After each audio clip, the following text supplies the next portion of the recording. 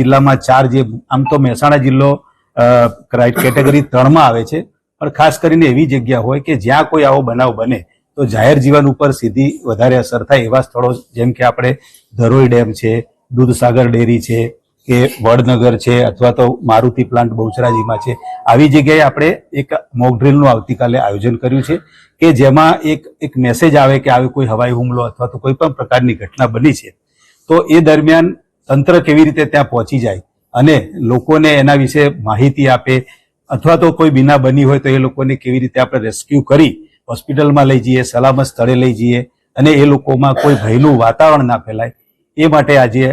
આપને અમે બોલાવ્યા છે પ્રેસ મીડિયાના મિત્રોને, અને આપના માધ્યમથી આ એક આવતીકાલે લોકોમાં, મહેસાણા જિલ્લાના પ્રજાજનોમાં એક મેસેજ જાય કે આવતીકાલે સાંજે 4 વાગ્યાથી 8 વાગ્યા સુધી આપણે મોક ડ્રીલનું આયોજન કર્યું છે,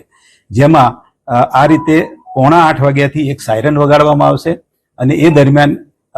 સમગ્ર જિલ્લામાં લોકોએ સ્વેચ્છાએ પોતાના ઘરની લાઇટો બંધ કરવી, બારીઓ ઉપર બને તો પેપર ઢાંકી દેવા,